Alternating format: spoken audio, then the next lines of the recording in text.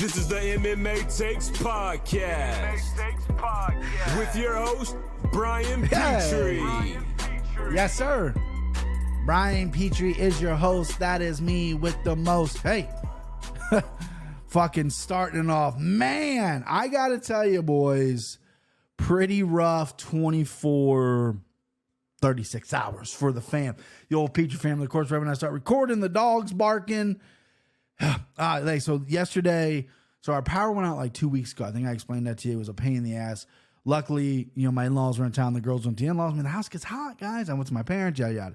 In-laws are back in Atlanta. They had a free house. Power went out yesterday. Cincinnati, huge storm. About an hour away in a place called Goshen, there was a tornado. Trees uprooted, everything. Obviously, power went out yesterday about 2:30. We're like, you know what? It gonna get hot in here. Let's just go out to the in-laws. Get a gorgeous, beautiful house. We'll hang out there. And then when the power comes on, because I think they quoted me like 9 p.m., we'll head back. No big deal. Gets in the in-laws. We eat some dinner, watching TV, guys' grocery games, just killing time. And we start getting a little tired or whatever. It's like 8 o'clock. They move from 9 to 11 now. I got 2 kids. They're tired. Fuck it. Well, let's just go lay down, right? In-laws have a big old king-size bed. We fell asleep. I woke up like every hour checking the outage thing, and they haven't even sent a crew to us yet. I'm like, motherfucker. So around 12 to 1, I had an alarm set for 4 a.m. because I got to work. Girls had doctor's appointments today. So we're going to go home at 4 a.m. 1 a.m., your boy woke up with a horrible headache. I kind of panicked, as I do sometimes. I'm human. I look perfect. I know, but I am human. And I said, we just got to get home. So 1 a.m. drove home. So a 30-minute drive, got home. House wasn't too bad. Power not back on. It's 1 a.m. yet. Power still not back on. And we go to sleep, right? Girls go to sleep in the room. I sleep on the couch, just trying to get some space, so we're not on top of each other hot. And I'm in and out of sleep, not really sleeping, checking the phone. Phone's about to die at this point, yada, yada, yada. Still got to be at work at 5. 4 a.m. rolls around. They're finally on the street fixing stuff. They fix something on our street. Then down at the subdivision, the entry to the subdivision, they fix it there. And we had power literally right as I'm getting ready for work. I'm getting ready for work, putting on my uniform with a fucking iPhone flashlight. And the power comes on. And I was like, oh my God. And I was like, I should just stay home, right? Just fucking, you had a rough night, Brian. Didn't, got to work. Day sucked, hot as shit, humid, whatever, but got through it. Little one, if you guys just saw me on Twitter, she fell 2 days ago. And she fell on her hand. She was playing on a chair or stool and fell on carpet, and her hand kind of bent, right? Now, I've broken my hands, my fingers many of times. Like, it's kind of my expertise. She shows me. She has a nice little bruise here. I go, oh, yeah, it's okay. It's just swollen or whatever. She was still using it, still moving it. The next day, all her knuckles turned black. And I was like, okay, I don't like that. But I'm still like, everything's okay. I don't want to scare her. Everything's okay. We're going to put ice on it. We'll swell it down. Blah, blah, blah. The very next day after that, her other set of knuckles, these lower knuckles, started turning black. I'm like, oh my God, what the fuck? I'm internally freaking out. Luckily, she had a doctor's appointment today to go. It was like she's going to school next week to get all the shit for school. And her little sister had her 18-month checkup. They x-rayed it, fractured bones in the lower part of her hand and her wrist. They're like, from the x-rays, you're going to have to go to Children's Hospital. We went. My wife took her at like 3:30 in the afternoon. They're like, it could be surgery or a cast. And I don't want my little girl to have surgery. So luckily it was just a cast. She's tough as shit. Tougher than an old man. Wasn't complaining about it. Didn't really cry about it. Obviously she was babying a little bit, but she had some fucking broken bones in there. Of course she was.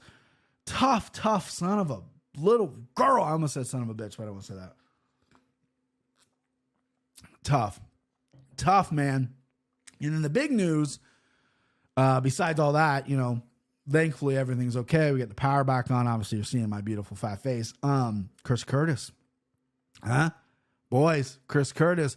This is what the Wednesday show is going to talk about. Stuff like this. Chris Curtis, literally after the Rodolfo Vera fight, probably had a really good meal Saturday night and Sunday, was back in the gym on Monday, kind of itching for a fight, wanted to fight in August. And then he's getting top 10 Jack Hermanson in London. Co-main event as of right now. They might move that out. I love the fight for him. I love the matchup for him. I'll save my breakdown. I've been thinking about it all day at work. I have a pretty good breakdown for this. Needless to say, I think Chris is going to win. I think he matches up really well with Hermanson. And Chris was at Pick'em Odds. Obviously, he opened at Pick'em Odds. So we'll see if that moves or whatnot. But yeah, your boy's excited.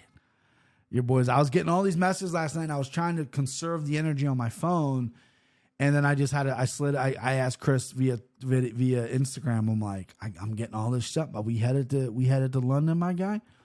And he said, we headed to London. So it's all confirmed, and it's a smart fight. He should be ranked already. Brad Tavares is ranked 15. Nothing against Brad Tavares, but I think that should be Chris's spot. Now you're getting top 10. I think Jack Hermanson's 8 or 9 right now. Beat him, you're in the top 10. They can't deny you anymore, bro. And I think it's a great fucking matchup. But we're not here to talk about that. That's for this Wednesday. This Wednesday coming up, July 20th, Wednesday show, YouTube only. Go subscribe to the YouTube. It is going to be fun. It's going to be interactive. It's not going to be live yet. If you guys want me to do a live show, we can maybe do live some weeks, whatever, pre-record it. But I'm obviously going to touch base with people on Twitter, yada, yada. It's going to be a nice little chat 'em up, right? It's going to be a fun thing. But we got July 9th. We got this card. Now, full disclosure, I just explained my day. Really busy day. I was tired. I had no idea, and I'm embarrassed because I host an MMA podcast, that they added last minute. I did all the picks yesterday. Last minute, they added David Onama, who was supposed to be in this card a bunch of times. Who was originally supposed to fight? Austin Lingo. And then they were like, he's not going to be on the card. We can't get him something. Garrett Armfield steps up, who I do not know. And this fight is not on my sheet, so I apologize. So I'm going to go ahead and pick that fight first so it doesn't mess up the flow of everything. Pick this fight first. It's going to be an easy one. I believe when I checked the lines, David Onama, 600, minus 675, 700, 8-1 favorite. Garrett Armfield, I do not know much who this guy is. He has a loss to Ronnie Lawrence. Now, that's a guy who's a very good guy. Was that a decision loss? Yeah, decision loss Ryan Lawrence back in 2019. Looks like he's cramming in a lot of fights. He fought David Onama as an amateur, so there you go. Decision loss to David Onama. So he's got to be a Midwest kid, right? Florida, huh? Missouri State University. Okay, so he's probably from Missouri, fighting out of Florida. Who knows? But he's fighting David Onama rematch. Last win was in the AFC. He strikes over Stephen Graham, who is 10-6. Glory MMA Fitness, so that's where David fights out of. Rear naked choke, split decision over Mark Seidler or Sleitler. 6-4. This kid looks like a wrestler. Yeah, wrestler in Dutch kickboxing. Fighting at Kansas. Not the best record, though. And he's lost to kind of nobody. This is just me literally capping based on records. Obviously, I'm going to go with Nama. There's nothing here that's jumping off the page to me here. He's 25 years old, 5'7", bantamweight. Jumping up and fighting a pretty big 145er here. Obviously, he doesn't have to cut the weight, so it's pretty good. But give me David Onama in that spot. Nothing groundbreaking here. Again, I just found out that fight happened. Okay? Dealing with broken arms. I'm dealing with power outages. At work today, where I deliver at, they got hit pretty hard, and there's just trees and branches down. I told you boys I just bought a chainsaw. And I saw the guy, and where I deliver at is a pretty bougie, rich area of Cincinnati. And I saw two guys actually. One guy was using just a regular handsaw on a giant tree branch. That's going to take him all day, right? He was in his front yard. He's going to saw it up. I just want to be like, buddy, I can come over my chainsaw, get that done lickety split, $100. I did not. Another guy was using a Sawzall, one of those Sawzalls, right? But I don't think he had the right blade on because it wasn't going anywhere, right? You got to get a pruning blade. See, I fucking know shit, man. And it just didn't seem like it was going anywhere. And I just wanted to say the same thing to him. Like, hey, I got a chainsaw. I did not, though. I withheld, even though, God, I wanted to. I feel so manly with that chainsaw, cutting my trees down. I'm just fucking, I'm going to wear flannel all winter and just hack shit down. Phone going ballistic here. Beep, bum, bum, boom. Here we go. First fight of the night. Do not know why this is the first fight of the night. Ronnie Lawrence. He is a -135 favorite. He is fighting. This is going to be a good name. Sadiukup. I think that's how you say his first name. Kakramanov. I think I got it. Sadiukup Kakramanov. Kakramanov, I feel like I can say. 9-2 plus 115. Plus 115. I think I just saw him on DraftKings at plus 125. Listen, I ain't going to sugarcoat it. You know, I ain't going to sugarcoat anything, right? You know what I mean? But hello? Okay, this is Dog. This is dog spot here, babe. I mean, Ronnie Lawrence is the man. Everyone's all over Ronnie Lawrence. Everyone's questioning why this line isn't moving. That's a good question. Why isn't it going up? It's moving a little bit. But the Manny Martinez fight, Manny Martinez is very, very good. But Ronnie Lawrence showed a little bit of vulnerability in that spot to me. I think Sadiukup Kakramanov, I think this dude is a little bit of a guy under the radar. Thought he looked pretty good in his Trevin Jones fight. Trevin Jones is a tough, durable, tough dude. He choked him out. Trevin Jones hits very hard. 5-star Trevin Jones, baby.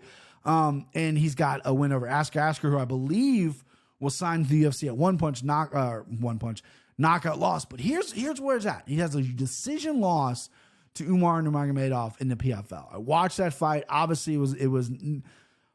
it was competitive on an Umar scale because that dude's so good. He caught him early. That was back in 2018, but he hung with them. And Ronnie Lawrence is a chain wrestler. He wants to get you down. I don't really like his finishing ability. He does have submissions. I don't think he's going to submit Kakramanov here. And I think Kakramanov comes from a good camp, flying on the radar a little bit, 9-2. I see his teammates on Twitter. I just started following him on Twitter, Instagram. They're hyping this dude up. He's obviously well-trained, but Ronnie Lawrence is that guy. A lot of people look at Ronnie Lawrence like he's that guy, but I look at the Manny Martinez fight. Did he take that fight not seriously? Whatever the case may be, he looked mortal. He didn't look like this wrestling submission beast. He got clipped on the feet. He got hurt on the feet. Kakramanov has some power. I wish the number was bigger, so keep loading up on Ronnie Lawrence for all you people out there, because I just think Sadiukup is a fucking good fighter. I think he's good at this plus number on a card that's very thin. I actually do like quite a few underdogs, but it is a thin card. You got to take your shot somewhere. So I'm taking my shot on Kakramanov here right after fucking bat. And hopefully we hit home run, baby. All right, next up, Kennedy Nzechukwu. Here we go. I have this name. Kennedy Nzechukwu. Kennedy Nzechukwu? Kennedy versus Carl Roberson. I think it's Roberson, but I think it's Robertson. There's no T in there, so Carl Robertson. This fight, who the fuck knows, right? I mean, I have Carl at a plus 105. The lines are moving on this fight. You just don't know. Kennedy's a guy that gets clipped early, but he has heart. He battles back. Carl Robinson is a guy that likes to jump on you early. Doesn't have the best cardio. Fades late in fights, you know? So it's like, what are we going to do here? Carl's going to win the first round. Can Kennedy withstand another barrage? Carl's a former K1 kickboxer. He's decent on the ground. I just want some cardio for him, and I just want him to show up.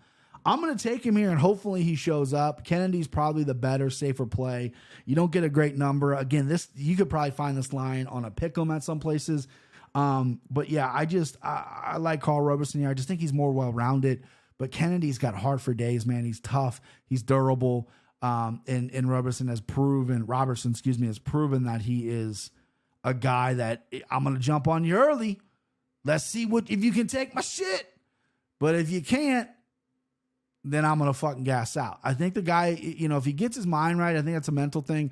I think he can be really good, especially at 205, which is not really wide open, but it's kind of wide open. It's like heavyweight. These big boys, there's not a ton of them. It's not like 155, right? These guys are, you can make some noise with a couple wins.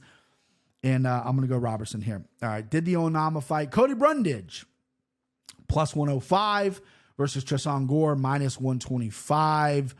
Send them home, baby. Send them home. Little echo for my boys. I like Tristan Gore here. Cody Brundage is coming off a really nice performance his last time out. Finally got the monkey off his back, got a UFC win.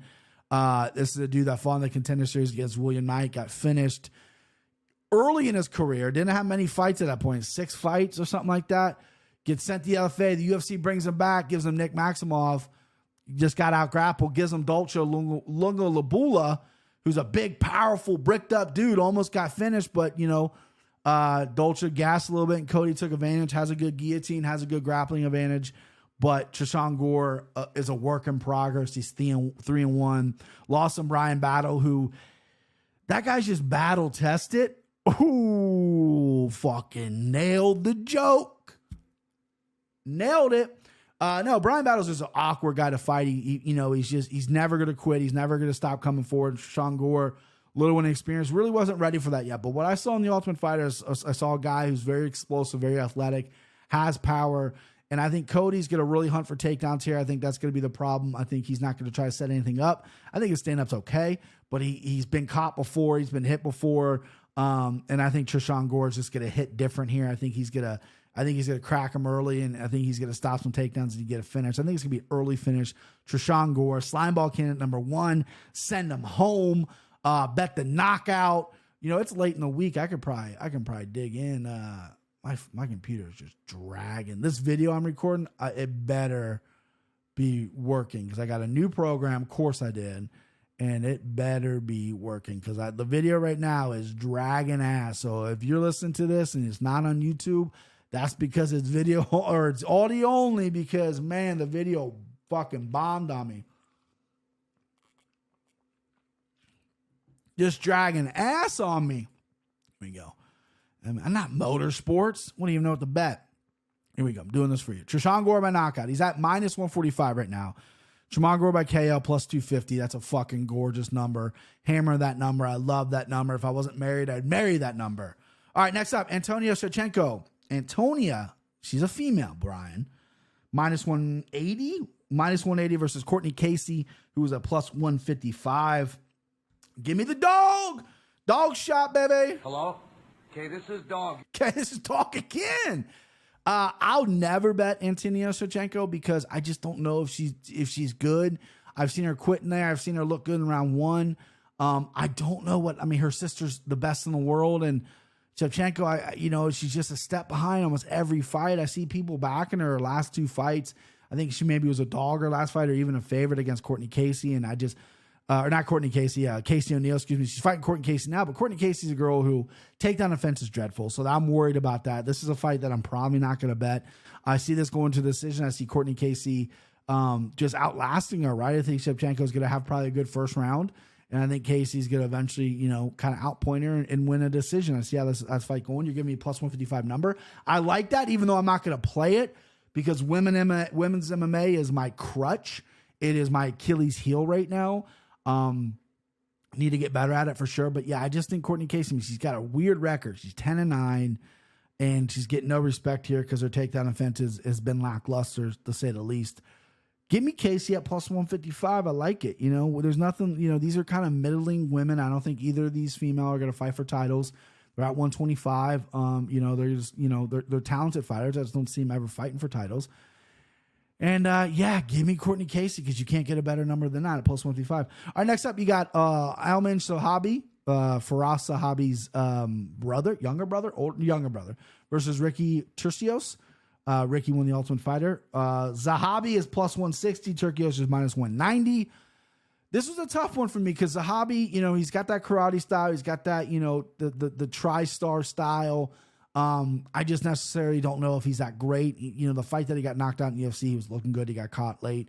Ricky Turcios is a wild man, though. This dude is nuts. Good grappler, good cardio, good stand-up. Gets hit a little too much, which kind of scares me at this 190 price. But I think he's just going to be a little too much for Zahabi. I think Zahabi can't keep up with the pace. I don't think he can keep up with the grappling, the wrestling, the exchanges.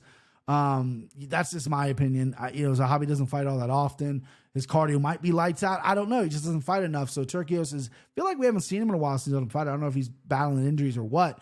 But he's a wild man. He barely barely won the Ultimate Fighter against Brady Highstand. But give me Turcios slime ball candidate number 2. Again, the slime ball's thin. I tweeted it out. Having a hard time with the slime ball, and everyone gave me Jamie Malaki, which is the next fight, which I pick on Anakin Florian. Michael Johnson, plus 200 right now. Jamie Malaki, minus 240. Let's see if because this has been moving like crazy. It was 155 before. Michael Johnson, plus 195. Jamie Malaki, plus 230 on DraftKings Sportsbook as we speak. I'm an MJ guy. I picked Michael Johnson on the Anakin Florian podcast, and I'm sticking with it. Jamie Malarkey hasn't really beaten anybody that's still in the UFC. He hasn't beaten anybody in the UFC. I know the Fiziev, who I don't know if he's still in the UFC or not, was a very close fight, and he lost. But, he's going to try to grapple Johnson. He's not going to want to stand up. Michael Johnson, I think, is going to be too athletic, too fast. He's going to land shots. He's going to, this guy hits different. He hits hard, fast. His timing's really good. He said he cleaned up all the shit in his personal life. He looked good his last time out against Alan Petrie, who was going for takedowns, and Michael took round one to kind of whatever, and then finished him. After that, the round one was a little slow for Johnson, but I like Johnson here. I think Johnson, if as long as he is confident and believes in himself, I like this fight. The thing about Johnson that scares me, though, is he got knocked out cold by Josh Emmett a few years ago. And in the Alan Petrie fight, it looked like he got buzzed a few times. I don't know. He's got 37 MMA fights. He's not the oldest guy in the world. That chin might be a question. Jamie Malarkey is aggressive. He can come out and land some shots here. He's a long arm, tall Aussie. He's a cracker. But I like Michael Johnson here at plus 200, 2-1. I can't play Jamie Malarkey at that number. I just can't. Christian loves Jamie Malarkey, so I'd be curious to see what Christian plays here. But I'm going to go another dog here, baby. Hello? Okay, this is dog. This is dog, baby. Another dog shot. I got Cottonmouth. I'm so excited I got Cottonmouth. All right, next up, Cynthia Calvillo.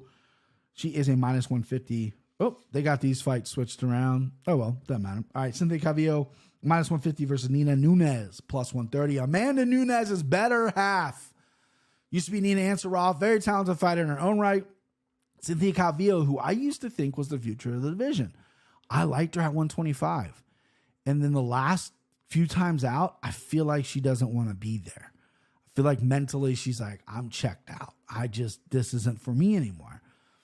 And Nina Nunes is hungry for a fight. She's hungry for a win. She had the baby, came back, had some close fights. She had a really close fight with Mackenzie Dern. Not a close fight. Competitive first round, got submitted. I'm misremembering that fight. She got submitted in the first round. But up until the armbar, I guess it was competitive. I don't know what I'm talking about. I guess I misremember that fight. Her time before that, before the armbar loss, that was her coming back after the baby. Tatiana Suarez with a decision loss. Tatiana Suarez is an absolute fucking stud, beast. Before that, Claudia Gadela, which is a good win on the record. Randa Marcos, good win. Angela Hill and Jocelyn Jones-Lindberger, who I don't really know who that is. But the Angela Hill, Randa Marcos, and Claudia Gadela fights are fantastic wins. And you got Cynthia Calvillo again, who I just don't know if she's in it, and she's getting a plus number. She's lost 3 in a row here. Caitlin Chikagan decision, and then she got finished by Andrea Lee and Jessica Andrade. I picked her in the Andrea Lee fight, and Andrea Lee just broke her with her pace, and she just didn't want to be there. I think Nina Nunes is a high skill level fighter. She's not going to go anywhere. She's not going to quit. She's going to go in there. And I think, taking some time off after obviously being a mother, it's going to be impossible to find time to fight. But especially with your wife being the fucking double champ, she's a main event. She's fighting more than you. But now this is Nina's turn. Nunes' turn here, and I think she's going to show out. I'm taking the plus 130 again. Give me the dog number again. The dogs are barking for me on this one again. And, take this with a grain of salt. Your boy doesn't have the best track record picking female fights, but I really like Nina Nunes. This is a fight. I picked Courtney Casey as a dog before. That was a number play. This is a breakdown. I think Nina is going to play because I think Cynthia isn't in it anymore, even though I think Cynthia Calvillo is very talented. I just don't know if she wants to do this anymore. That's what I'm getting the feeling in her last 2 fights.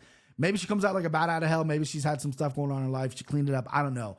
But a motivated Nina Nunes, I think, is a terrifying fighter because she's a little under the radar. She might get outshined by her wife, Amanda, but she's a very good fighter. So give me Nunes, plus 130. Fucking book it.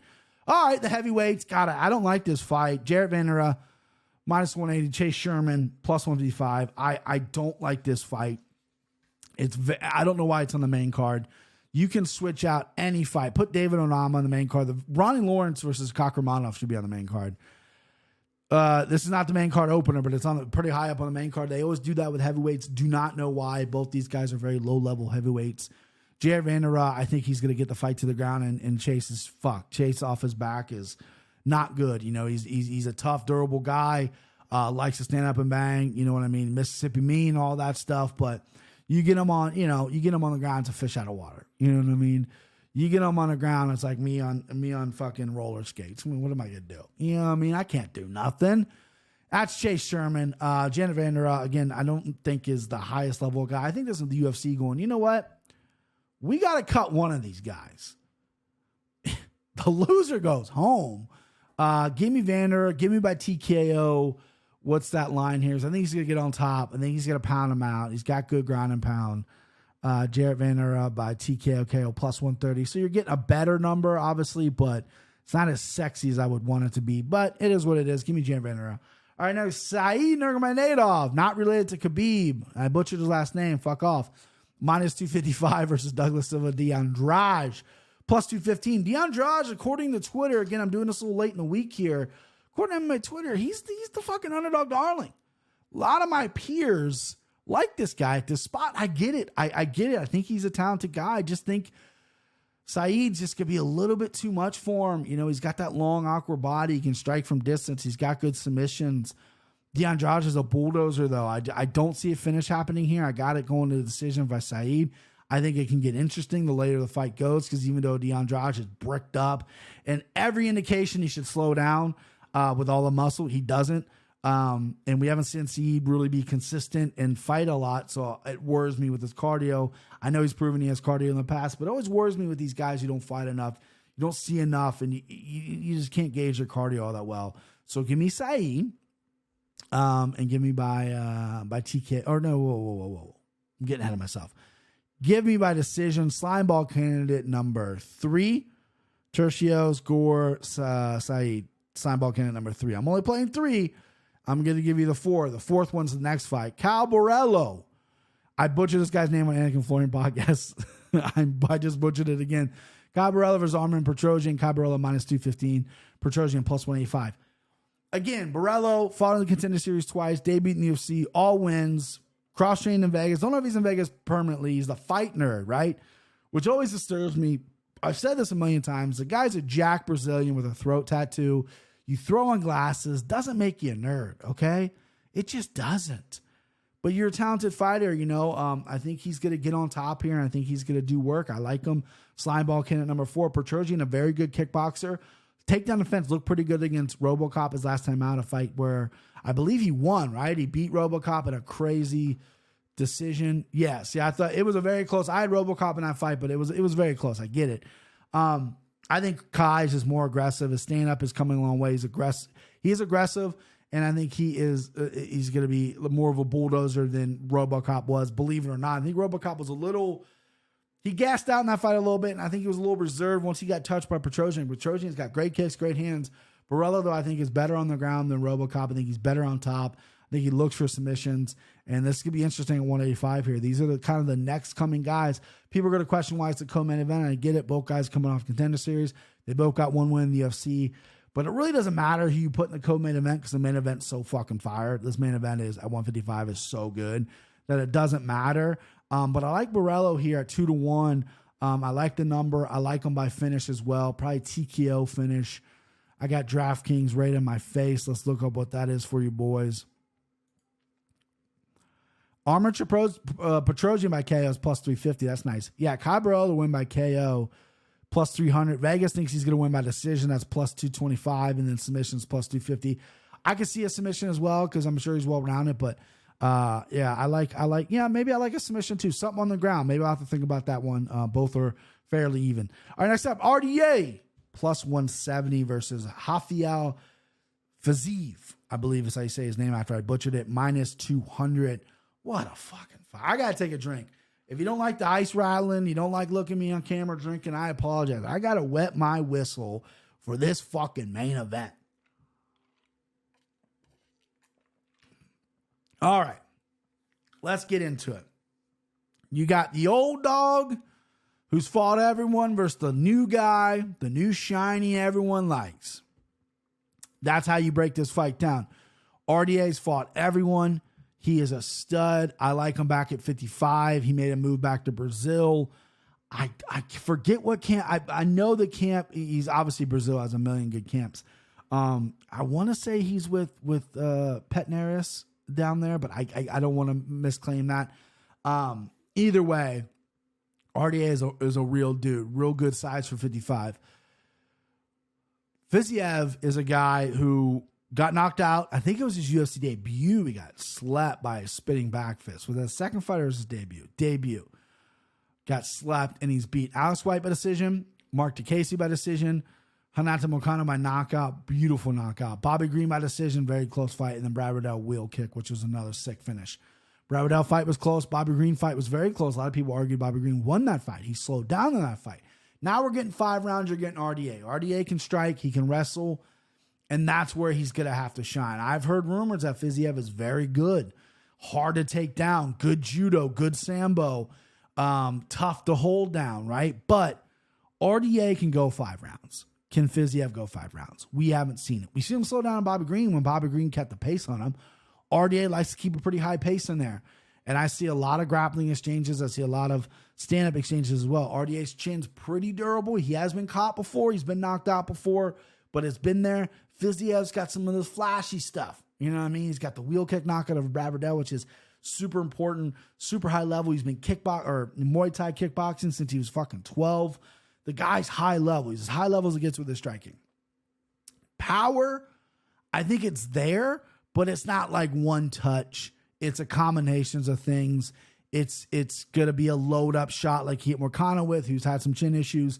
It's going to be a wheel kick, but he's looked like, you know, he's got some great striking, but his power isn't necessarily off the charts. I think RDA is going to be able to handle his power, which is number one. Number two, how is Fiziev going to handle the takedowns? I think RDA does have good grappling. He loses because he gets out grappled most of the time, right? That's how RDA loses. I mean, you can outstrike him and stuff, but he just gets overwhelmed.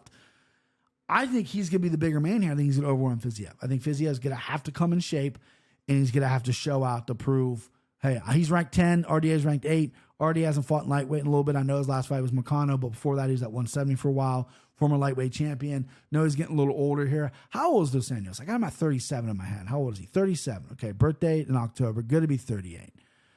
Yeah, so I like him here. I like RDA, baby. Dog shot money. Dog shot city. Give me the dog in RDA. Give me the vet. I know the younger, there's stat guys out there that say younger fighters win this many a times. I just think this is an old dog fight here. I think RDA is going to make it nasty. And then I tell you what, if Fiziev wins, because I do like Fiziev, he needs to prove a lot to me still.